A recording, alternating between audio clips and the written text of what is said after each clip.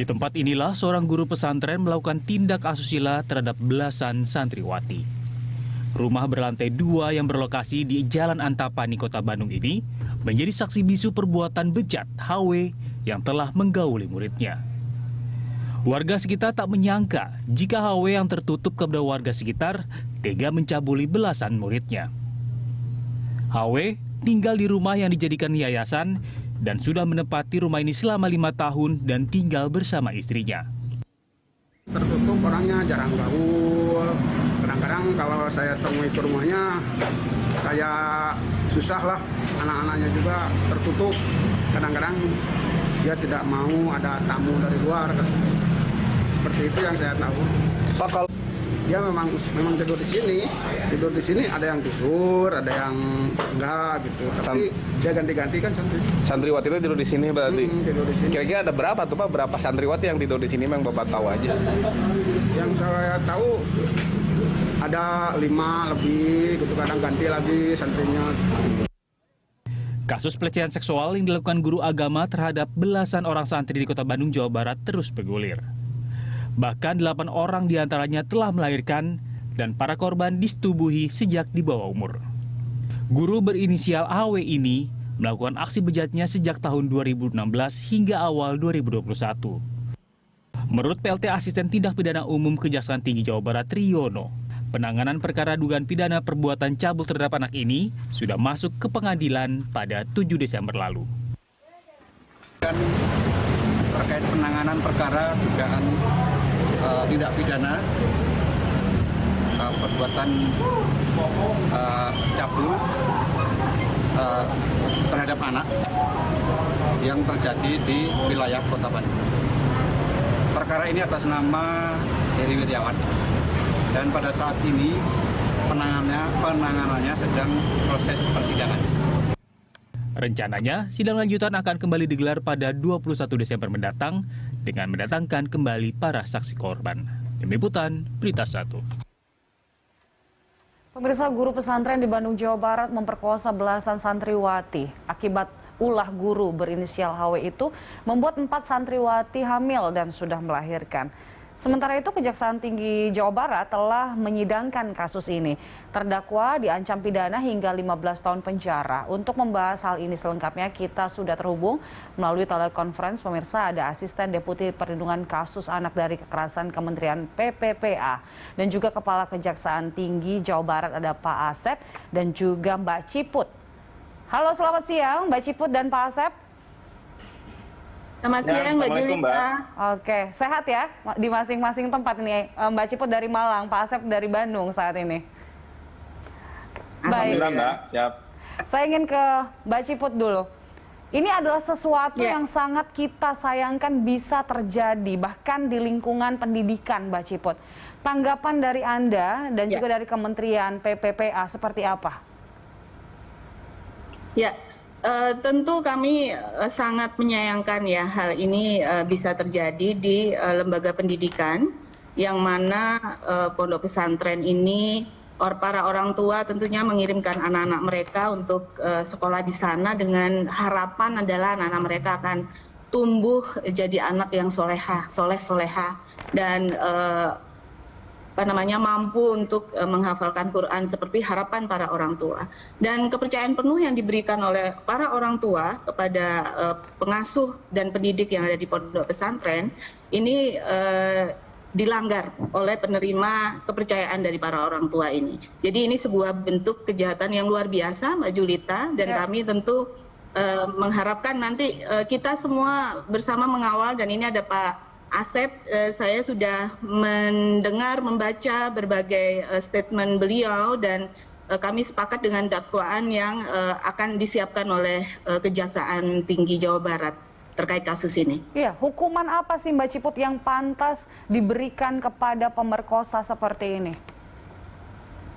Ya, jelas kita pemerintah dan negara sudah punya undang-undang perlindungan anak yang menjamin betul-betul memastikan anak-anak terlindungi dari berbagai bentuk kekerasan, eksploitasi, dan diskriminasi. Dan khusus untuk kasus di Jawa Barat ini, di Bandung, di pondok pesantren di mana 13 santriwati sudah jadi korban eksploitasi seksual dan eksploitasi fisik. Ya.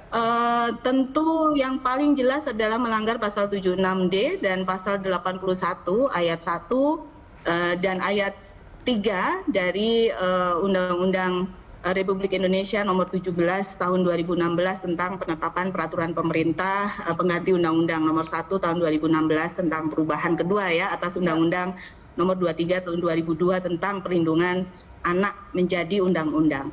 Di sana sangat jelas tertulis ada pidana penjara paling singkat 5 tahun dan paling lama 15 tahun ditambah sepertiga dari ancaman pidana karena pelaku adalah pendidik dan pengasuh dari anak-anak di pondok pesantren dan dikenakan tindakan berupa kebiri kimia dan pemasangan alat pendeteksi elektronik karena mengingat posisi tersangka sebagai pengasuh korban dan juga tindakannya berulang. Jadi korban tidak hanya satu, lebih bahkan ada salah satu korban yang sudah melahirkan hingga 2 kali. Oke. Jadi sangat biadab ya perilaku dari tersangka ini. Iya. Oke. Saya ke Pak Asep. Pak Asep, untuk proses hukumnya untuk terdakwa sejauh ini seperti apa? Baik, jadi pada saat ini perlu saya sampaikan pada pemirsa semua, perkara ini sudah bergulir di persidangan. Jadi statusnya sudah terdakwa. Ya. Saat ini kami dalam rangka melakukan pemeriksaan saksi-saksi. Memang ada di beberapa kesempatan karena saksi itu adalah anak, tentu kami sesuai dengan sistem peradilan anak, maka sifatnya tertutup. Dalam rangka untuk menghindari juga stigma sekaligus juga untuk melindungi daripada korban-korban tersebut gitu. Ya. Dan Mbak Juwita, Mbak Ciput dan Bapak Ibu sekalian yang saya hormati, kami sekarang tidak hanya fokus pada menghukum maksimal terdakwa sesuai fakta-fakta persidangan, kami pun juga sedang berupaya di Kejaksaan Negeri Jawa Barat menjalin komunikasi dan koordinasi dengan lintas sektoral dan memikirkan bagaimana kelangsungan nanti daripada para korbannya, ya, termasuk di samping restitusi dengan teman-teman LPSK misalnya, kami juga sedang memikirkan bagaimana kelanjutan misalnya sekolah daripada di samping korban maupun anak-anak yang dilahirkan daripada korban itu gitu. Karena ini menyangkut masalah hajat hidup masyarakat, tentunya kami sebagai jaksa, wakil daripada negara, masyarakat, tentu juga harus juga bisa merepresentasikan keadaan kami, baik untuk kepentingan korban maupun masyarakat secara keseluruhan. Baik. Pak Asep, dalam sidang tertutup yang korbannya juga ada yang adalah anak seperti itu, fakta apa sih yang didapatkan sehingga tersangka ini bisa melakukan hal sebiadab itu?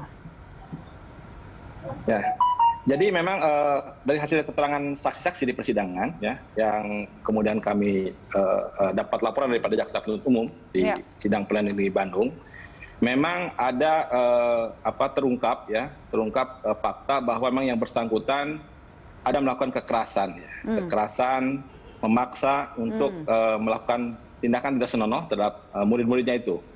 Memang ada juga beberapa di antaranya yang kemudian juga maaf seperti ada kekerasan dalam bentuk fisik misalnya, dalam bentuk mengiming-imingi ya, sekaligus juga menakut-nakuti yang bersangkutan sehingga yang bersangkutan itu tidak ada upaya kemudian untuk mengikuti kemauan bejatnya daripada si terdakwa ini. Dan ini kami terus mengikuti dan kami di Kejaksaan Tinggi konsen benar terkait perkara ini. Karena betul sebagai Mbak Ciput sampaikan tadi, ini kejahatan sangat serius. Ya. Bahkan saya mengatakan kejahatan kemanusiaan ini, kejahatan kemanusiaan. Karena mohon maaf saja, sudah mencoreng lembaga pendidikan, sudah mencoreng kemudian menggunakan simbol-simbol agama ya, untuk kemudian melaksanakan kejahatannya itu. Tapi sebenarnya untuk terjadinya di lingkungan sekolah dan juga statusnya adalah pengajar dan membawa simbol agama, apakah ini hal-hal yang bisa memberatkan juga, Pak Asep? Betul. Jadi memang sebab itu kami dalam dakwaan menggunakan pasal berlapis ya. Di samping kemudian subsidiar pasal 81 ayat 1 dan ayat 3, Yungto pasal 76D. Kami juga kemudian juga di pasal subsidiaritasnya juga sama menggunakan pasal 81 ayat 2 dan ayat 3. Ini menunjukkan bahwa ada pemberatan terhadap pelaku. Jadi kalau tadi Mbak Ciput sampaikan di Undang-Undang Perlindungan Anak, itu kan ada ancaman minimum khusus ya. Jadi ini berbeda dengan KUHP yang menggunakan minimum umum, ada minimum khusus, ada juga kemudian maksimum.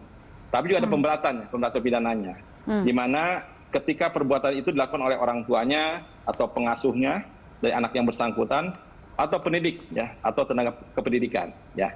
Insya Allah nanti kami akan coba rumuskan semaksimal mungkin ya, dan secara komprehensif kami akan terus memantau perkara ini sehingga bisa memenuhi ekspektasi masyarakat, bisa kemudian juga mengakomodir kepentingan masyarakat dalam perkara ini.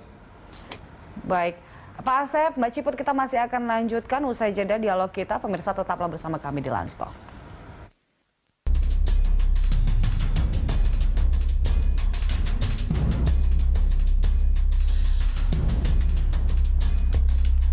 Terima kasih Anda masih bersama kami. Kita lanjutkan dialog kita, masih ada Mbak Ciput dan juga Pak Asep.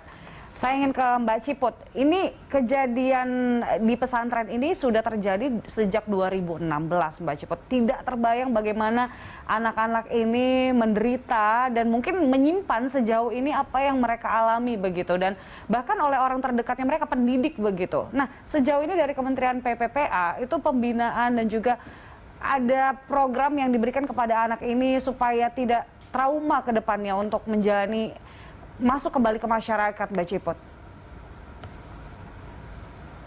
Itu memang hak korban ya yang sudah dijamin oleh negara, bahwa kami negara harus hadir mendampingi korban itu lengkap mulai dari saat proses hukum, memastikan ada pendampingan advokat yang mendampingi mereka, kemudian juga psikolog klinis yang memberikan assessment untuk melihat sejauh mana trauma itu dialami oleh anak-anak ini, dan kemudian dilakukan langkah-langkah rehabilitatif.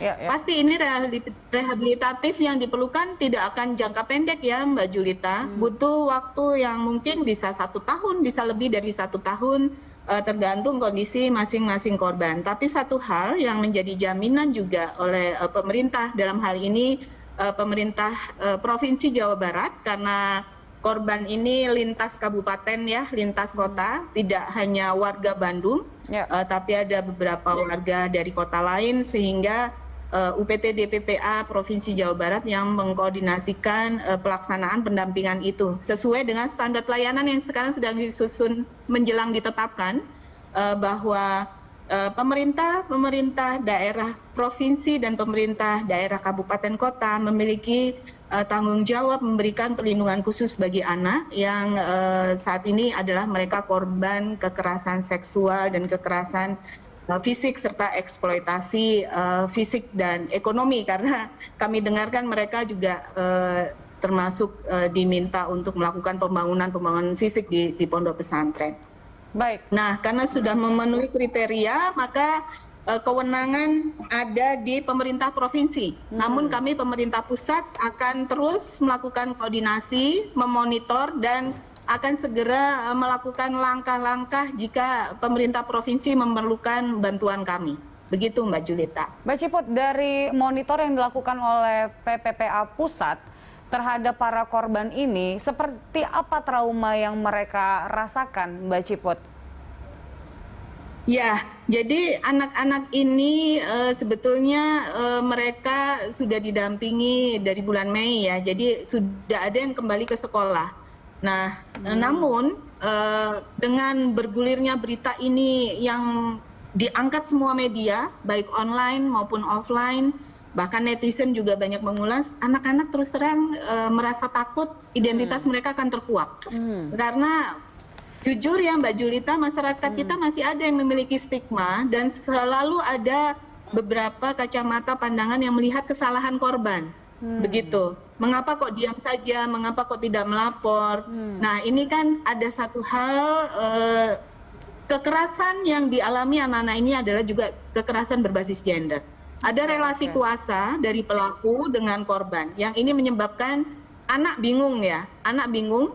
Pada saat dia diantar untuk ke pondok pesantren, tentu pesan orang tua, apalagi dengan kepercayaan tinggi pada ulama yang akan mendidik anak-anak mereka di lembaga pendidikan agama, saya yakin pesannya adalah untuk manut apapun yang diajarkan atau diperintahkan oleh pengasuh atau pendidik yang ada di pondok pesantren. Nah, dengan kekurangan pemahaman tentang kesehatan reproduksi, pada saat kemudian ada perintah-perintah ataupun perilaku dari pengasuh yang mengarah kepada pelecehan seksual hingga sampai persetubuhan, anak-anak yang tidak paham, mereka akan bingung, Mbak Julita. Ya. Jadi ada banyak sebetulnya yang harus kita persiapkan untuk pencegahan primer. Ini peringatan bagi semua orang tua bahwa jangan merasa tabu lagi untuk memberitahukan tentang kesehatan reproduksi pada anak-anak. Tidak hanya anak perempuan, anak laki-laki pun juga harus tahu apa bagian-bagian tubuh dia yang harus dia lindungi dari berbagai resiko. Ya. Nah, yang ini saya yakin lemah, tidak diketahui, dan kemudian tadi ditanyakan kondisi anak-anak sudah sebagian masuk kembali ke sekolah, ada yang sudah kuliah, dan ini harus kita lindungi terus, memastikan mereka punya terus konselor yang mendampingi, menguatkan. Oke, jadi secara psikologis juga mereka masih ada distraksi seperti itu hingga Labil. saat ini ya? Iya. Oke, baik. Betul. Saya ingin ke Pak Asep. Apakah ini saatnya kembali dari sisi hukum tersangka kasus pemerkosaan ini dikenakan hukum kebiri? Karena memang sudah ada di Indonesia dan sudah berlaku ya Pak Asep ya? Ya, jadi memang ini sudah kita diskusikan panjang dengan baik teman-teman di JPU ya, Jaksa Penuntut Umum, maupun juga dengan teman-teman di lintas sektoral ya, kementerian lembaga terkait termasuk pemerintah daerah. Kami akan berupaya semaksimal mungkin, saya katakan tadi, tidak terbatas pada bagaimana membuat jera pelaku, tapi yang lebih penting dan utama buat kita saat ini adalah bagaimana memastikan perlindungan terhadap korban, termasuk keberlangsungan hidup korban, masa depan korban. Ini yang juga penting. Oleh sebab itu kami dari Kejaksaan Tinggi Jawa Barat terus berkoordinasi, menjalin komunikasi dengan berbagai pihak ya. Bagaimana kemudian setelah pasca daripada perkara ini disidangkan di pengadilan. Dan terus Julita, kami dari Kejaksaan Tinggi juga sangat konsen. Saya terus kemudian memantau terus jalannya persidangan ini sehingga bisa berjalan objektif, fair ya. Walaupun mungkin di beberapa sisi ada yang sifatnya tertutup dalam rangka perlindungan terhadap korban yang terkait. Itu Bu Julita. Iya, Pak Asep, menurut Anda seberapa besar efek jera yang dirasakan oleh pelaku tindak kekerasan seksual begitu dengan hukuman yang mereka jalani ataupun yang dijatuhi dari pihak penegak hukum menurut Anda? Ya, memang Mbak Julita, tentu kami sebagai APH, sebagai aparat penegak hukum, pegangan kami adalah undang-undang. Ya.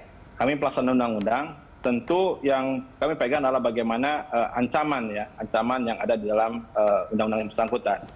Saya katakan tadi memang ada ancaman maksimal 15 tahun, tapi juga ada pemberatannya. Ya. Pemberatan yang memungkinkan kami bisa kemudian juga melakukan tuntutan di atas itu. Tapi sekali lagi Mbak Julita, tentu kami tidak mau berandai-andai. Pegangan kami adalah alat bukti dan fakta persidangan tentu. Bagaimana nanti setelah sidang bergulir kami akan memastikan, ya, akan merumuskan nanti sebuah kebijakan penuntutan yang satu sisi bisa memberikan dampak efek jera bagi pada terdakwa dan kemudian pesan bagi yang lain agar tidak melakukan perbuatan yang sama dan juga kemudian bisa memastikan pelindungan terhadap korban sekaligus keberlangsungan hidup korban di masa yang akan datang sehingga masa depan mereka itu juga tetap bisa terjamin oleh dengan kehadiran kami di perkara ini. Pak Asep, ada kemungkinan ancaman hukuman kebiri juga nggak untuk kasus seperti ini? Ya, tadi saya sudah katakan, kami sedang mendiskusikan ya. Jadi nanti kemudian ini kan masih dalam tahap persidangan, masih saksi-saksi, pemeriksaan saksi-saksi. Tentu kami akan terus nanti berkomunikasi dan kami melaporkan pada pimpinan Kejaksaan Agung tentang upaya dan kemudian tindakan maksimal yang bisa dilakukan untuk tentu saja memastikan ya pada pelaku ini ya agar terdapat efek jera dan sekaligus juga bisa mengakomodir keinginan masyarakat bagaimana kemudian juga rasa keadilan yang tumbuh dalam masyarakat itu. Berarti tetap ada kemungkinan. Setidaknya ini ya Pak Asep, sudah berulang itu sudah terbukti ya Pak Asep, karena korbannya lebih dari satu dan bahkan ada yang salah satu korban melahirkan sampai 2 kali loh ini. Jadi makanya Mbak Julita, Mbak Ciput, ya, kami juga mendakwakan dengan pasal 65, jadi perbuatan berlanjut. Pasal 65, sehingga nanti salah satu efek pemberat, salah satu kemudian dasar kami untuk melakukan kemudian tuntutan bisa lebih maksimal lagi terhadap si terdakwa ini. Baik itu dia dari sisi hukum. Pak Asep, Mbak Ciput, kita masih akan kembali usai jeda di segmen akhir dialog kita. Pemirsa tetaplah bersama kami di Landstalk.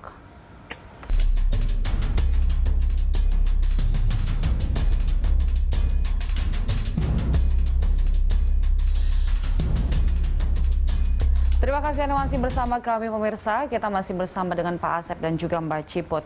Saya ingin ke Pak Asep. Juga di persidangan ini kan ada muncul fakta yang cukup mengejutkan juga ya, bahwa si tersangka juga ada dugaan menggunakan bantuan sosial begitu untuk melakukan aksi bejatnya. Apakah ada dihadirkan juga, digali dalam persidangan, Pak Asep? Betul Mbak Julita. Jadi kami di samping melakukan penegakan hukum ya melalui proses persidangan di Pengadilan Negeri Bandung, kami juga telah memerintahkan saya as intelijen bersama tim untuk melakukan pendalaman terkait dengan informasi bahan keterangan yang kami peroleh. Salah satunya adalah tadi bahwa yang bersangkutan bisa menyewa apartemen, kemudian juga pindah-pindah dari satu hotel ke hotel yang lain ya. Itu adalah dengan menggunakan dana dari bantuan sosial ya. Termasuk juga dari BOS, bahkan kami dapatkan laporan ya, itu juga ketika misalnya ada orang tua yang berkunjung ke sana, kemudian juga mengasihkan pada korban, itu setelah tamunya pulang, itu diambil sama yang bersangkutan. Gitu. Jadi cukup memprihatinkan kita semua yang menjadi rasa gemes kita semua ya, terhadap yang bersangkutan itu. Karena memang bukan hanya eksploitasi seksual, tapi juga ada kemudian eksploitasi yang dalam konteks ekonomi gitu ya. Bahkan anak-anak di bawah umur itu juga dipekerjakan gitu dalam konteks pekerjaan-pekerjaan fisik lainnya ini. Ini kami dalami terus ya. Makanya hari ini dan dari sejak kemarin itu Asinta dan tim terus bergerak ya untuk kemudian melakukan pengumpulan bahan keterangan ya, data-data informasi untuk mendukung nanti bagaimana tuntutan yang pas yang kemudian untuk si pelaku atau si terdakwa ini. Nah, terkait dengan fakta ini Pak, akan ada pasal lain, pasal penggelapan, atau ada pasal apa yang dikenakan untuk fakta bahwa dia juga menggunakan dana-dana gelap untuk melakukan aksinya?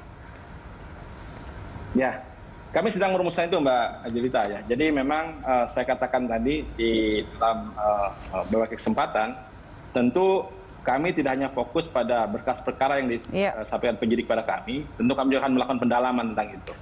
Termasuk kemungkinan kami misalnya melakukan tindakan lain ya, yang tentu saja bagaimana kita bisa secara tuntas, ya, komprehensif menangani perkara ini sehingga tidak menimbulkan permasalahan baru di kemudian hari, termasuk ya persoalan hukumnya gitu. Ya. Oke, baik. Saya ke Mbak Ciput. Mbak Ciput, hal seperti ini terjadi di lingkungan pendidikan, ini bukan hal baru. Apakah ini suatu mimpi untuk kita melihat tidak lagi ada kejadian serupa terjadi ke depannya? Jangan sampai ada kekerasan seksual di lingkungan pendidikan. Apakah itu hal yang muluk untuk diwujudkan? Tentu ya, harapan kita namanya saja prioritas nasional di RPJMN 2020-2024 adalah penghapusan kekerasan terhadap anak. Pastinya kita nggak ingin ada dimanapun ya Mbak Julita. Dan satuan pendidikan di bawah koordinasi Kemendikbud sudah ada Permendikbud nomor 82 tahun 2015 ya, yang mengatur bagaimana melakukan pencegahan dan penanganan kekerasan terhadap anak di satuan pendidikan. Nah, memang untuk sekolah-sekolah yang ada di bawah satuan pendidikan di bawah Kementerian Agama yang kita belum ada regulasi dari Pak Menteri Agama, ini yang memang kami rasa masih sebuah kekurangan dan menjadi keprihatinan kami bersama. Kebetulan hari Senin kami ada join Ibu Menteri dan Pak Menteri Agama, kami rencanakan untuk ada pernyataan bersama untuk memperkuat pengasuhan ramah anak di lembaga pendidikan berbasis asrama. Karena kunci dari semua masalah ini adalah di pengasuhan, ada penyalahgunaan kuasa asuh oleh pengelola asrama maupun pendidik yang ada di pondok pesantren. Dan kemudian juga jujur, belum ada standar pengasuhan bagi pondok pesantren. Yang ini perlu rasanya kami perlu dukungan semua pihak untuk mendorong Kementerian Agama ada kebijakan operasional, kebijakan strategis yang dibuat agar seluruh madrasah dan juga pondok pesantren menjadi madrasah dan pondok pesantren ramah anak. Mereka sudah, Kementerian Agama sudah mewujudkan kebijakan madrasah dan pondok pesantren ramah anak, Mbak Julita. Tetapi masih banyak instrumen yang harus kita kuatkan, termasuk kapasitas dari para pengasuh, pendidik, tenaga kependidikan yang ada di pondok pesantren maupun madrasah tentang disiplin positif pertama, kemudian juga untuk anak-anak santri, santriwati, kita juga perlu untuk edukasi pencegahan perundungan. Karena ini juga banyak terjadi kekerasan tidak hanya antar siswa maupun oleh tenaga kependidikan, dan ini perlu bersama-sama kita dorong semua melakukan upaya terbaiknya ya, untuk agar tidak akan terjadi lagi nih ke depan berbagai bentuk kekerasan seksual ini. Baik, Mbak Ciput, kalau kita harus mulai dari diri sendiri, bagaimana bisa mencegah hal ini tidak terjadi lagi ya? Kita harus apa sih Mbak Ciput biar masyarakat lebih aware terkait dengan kekerasan seksual ini? Betul. Diri sendiri tentunya dari anak ya Mbak Julita yang jadi korban. Nah ini juga yang terus kami kedepankan, memberikan kecakapan hidup bagi anak untuk mereka melindungi dirinya sendiri dari berbagai risiko kekerasan, berbagai bentuk kekerasan maupun eksploitasi. Jadi mulai dari kecakapan diri itu yang penting pertama adalah memahami kesehatan reproduksi serta risiko-risiko yang dia harus hadapi, bahwa dia bisa berkata tidak atau melawan dan tidak perlu takut.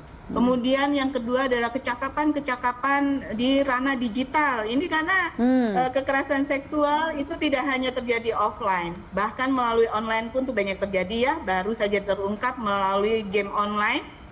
Jadi apapun aplikasi digital yang ada ruang untuk percakapan antar anggota atau siapapun yang berinteraksi di ranah digital, itu memungkinkan untuk terjadinya relasi yang kami sebut itu adalah grooming dari pelaku kepada anak-anak yang rentan, diberikan pendekatan-pendekatan sehingga mereka percaya penuh kepada pelaku, dan pada saat terjadi titik yang mereka sudah percaya dan bisa dieksploitasi, mereka akan melakukan eksploitasi. Jadi luar biasa hal-hal ini yang kami sedang bersama-sama ini tingkat nasional menyiapkan pelindungan anak di ranah daring, itu juga utama. Oke, terakhir singkat saja saya ingin ke Pak Asep. Pak Asep, closing statement dari Anda, karena semua masyarakat Indonesia mempercayakan penegakan hukum ini bisa berjalan seadil mungkin, termasuk ke Kejati. Silakan Pak Asep. Ya. Baik, terima kasih Mbak Julita. Jadi saya mungkin selaku Kejaksaan Tinggi, tentu saja kami akan berusaha menuntaskan kasus ini seadil-adilnya ya. Tentu dengan bagaimana saya katakan tadi, tidak hanya bertolak pada pelaku atau terdakwa saja, tapi juga bagaimana kami juga berupaya untuk konsen sama-sama terhadap pelindungan korban ya, dan masa depan hidup korban. Ya. Baik, Pak Asep, Mbak Ciput. Mohon juga doa. Baik, silakan Pak. Baik. Nah, dan kami berharap bahwa tentu saja dukungan semua pihak, lintas kementerian lembaga, pemerintahan daerah juga kami harapkan, sehingga bisa kami juga tadi memastikan ya bagaimana keberlangsungan masa depan korban yang menjadi kebutuhan kita bersama untuk negara hadir dalam rangka itu semua. Baik, Pak Asep dan Mbak Ciput, terima kasih telah bergabung bersama kami. Sehat selalu. Terima kasih Mbak Julita. Sama-sama, masih. Pak Asep juga sehat selalu. Waalaikumsalam.